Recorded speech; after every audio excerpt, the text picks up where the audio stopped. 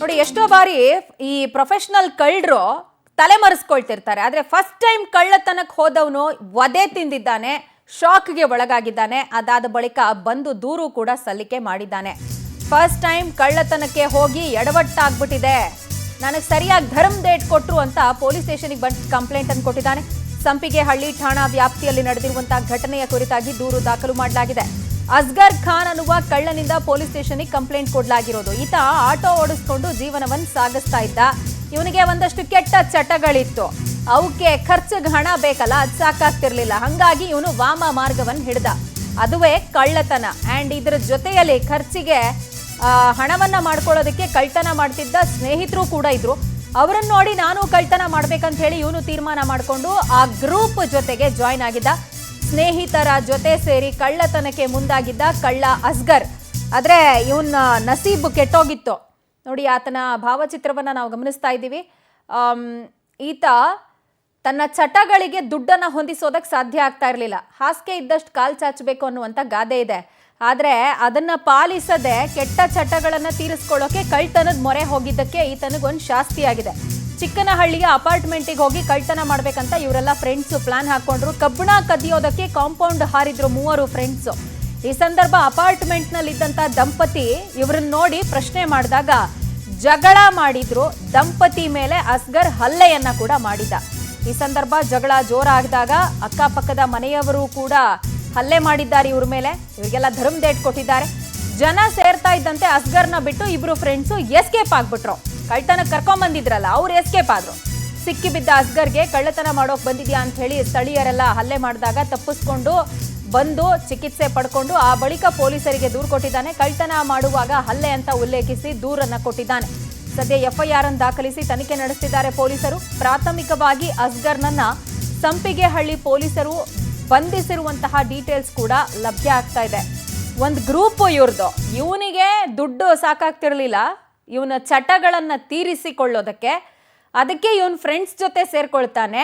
ಅದು ಏನು ಒಳ್ಳೆ ಫ್ರೆಂಡ್ಶಿಪ್ಪಾ? ಅವರು ಕಳ್ಳರು, ನಿಮ್ಮ ಜೊತೆ ನಾನೊಬ್ಬ ಕಳ್ಳ ಬರ್ತೀನಿ ಅಂತ ಹೇಳಿ 3 ಜನ ಕಳ್ಳರು ಜಾಯಿನ್ ಆಗ್ತಾರೆ.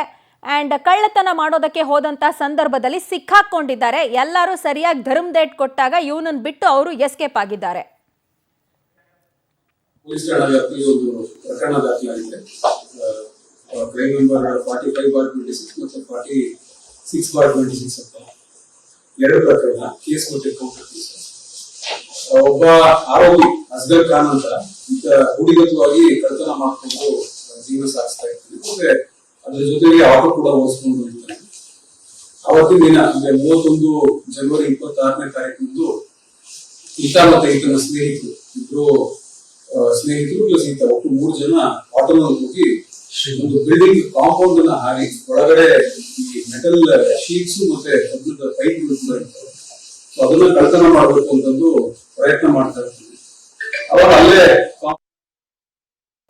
ಡೀಟೇಲ್ಸ್ ಕೊಡ್ತಾರೆ ನಮ್ಮ ಪ್ರತಿನಿಧಿ ವೆಂಕಟೇಶ್. ನಮ್ಮೊಂದಿಗೆ ಲೈವ್ ನಲ್ಲಿ ಕನೆಕ್ಟೆಡ್ ಇದ್ದಾರೆ. ವೆಂಕಟೇಶ್, ಸಾಮಾನ್ಯ ಪ್ರಕ್ರಿಯೆ ಕಳ್ತನ ಮಾಡೋಕ್ ಬಂದವನ್ ಸಿಕ್ಕಾಕೊಂಡ ಅಂದ್ರೆ ಏನು ಅವನಿಗೆ ಹಾರ ಹಾಕಿ ಸನ್ಮಾನನ ಮಾಡ್ತಾರೆ, ಮಕ್ ಬಾರಿಸ್ತಾರೆ. ಇವನು ವಧೆ ತಿಂದು ಚಿಕಿತ್ಸೆ ಪಡ್ಕೊಂಡು ಈಗ ಬಂದು ಏನಂತ ಕಂಪ್ಲೇಂಟ್ ಅನ್ನು ಕೊಟ್ಟಿದ್ದಾನೆ. ಪೊಲೀಸರು ಏನೆಲ್ಲ ಕ್ರಮ ಈಗ ಕೈಗೊಳ್ತಾ ಇದ್ದಾರೆ? ಸತ್ಯದಲ್ಲಿ ಪೊಲೀಸ್ ಠಾಣಾ ಕೃಷ್ಣಹಳ್ಳಿಯಲ್ಲಿರುವಂತಹ ಒಂದು ರಸ್ತೆಯಲ್ಲಿ ಒಂದು ರೇಖಾ ಮತ್ತು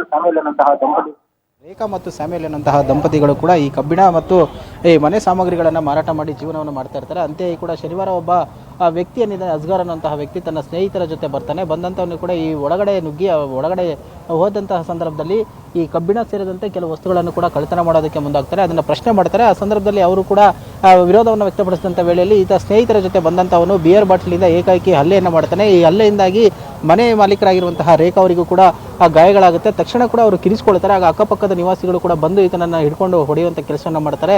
ಆ ಇಬ್ಬರು ಕೂಡ ಎಸ್ಕೇಪ್ ಆಗ್ತಾರೆ. ಅದು ಈ ಅಸ್ಗರ್ ಅನ್ನುವಂಥನು ಈ ಸ್ಥಳೀಯರ ಕೈಗೆ ಲಾಕ್ ಆಗ್ತಾರೆ. ತಕ್ಷಣ 112ಗೆ ಕರೆ ಮಾಡ್ತಾರೆ.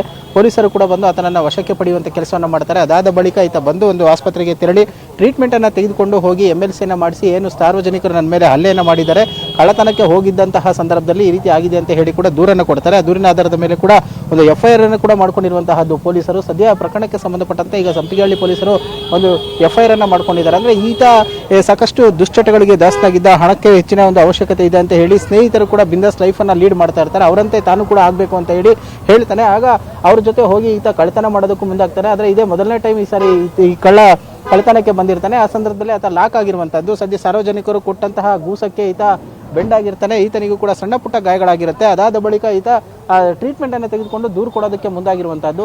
ಈ ರೀತಿಯಾಗಿ ಏನೋ ಒಂದು ಕಳ್ಳತನವನ್ನೇ ಪ್ರವೃತ್ತಿಯಾಗಿ ಮಾಡ್ಕೊಂಡಿದ್ದಂತಹ ಸ್ನೇಹಿತರ ಜೊತೆ ಸೇರಿ ಕಳ್ಳತನಕ್ಕೆ ಬಂದು ಸದ್ಯ ಆಸಾಮಿ ಲಾಕ್ ಆಗಿರುವಂಥದ್ದು. ಉಳಿದ 2 ಆರೋಪಿಗಳೇನಿದ್ದಾರೆ ಅವರನ್ನು ಕೂಡ ಈಗ ವಶಕ್ಕೆ ಪಡೆಯೋದಕ್ಕೆ ಕಾಕಿ ಟೀಮ್ ಮುಂದಾಗಿರುವಂಥದ್ದು. ಸದ್ಯ ಈಗ ಘಟನೆಯಲ್ಲಿ ಗಾಯಗೊಂಡಿರುವಂತಹ ದಂಪತಿಗಳೇನಿದ್ದಾರೆ ಅವರು ಈಗ ಒಂದು ದೂರನ್ನು ಕೊಡೋದಕ್ಕೆ ಮುಂದಾಗಿರುವಂಥದ್ದು. ಪ್ರಜ್ವಲ. ವೆಂಕಟೇಶ್, ಥ್ಯಾಂಕ್ ಯು ತಮ್ಮೆಲ್ಲ ಡೀಟೇಲ್ಸ್ಗೆ.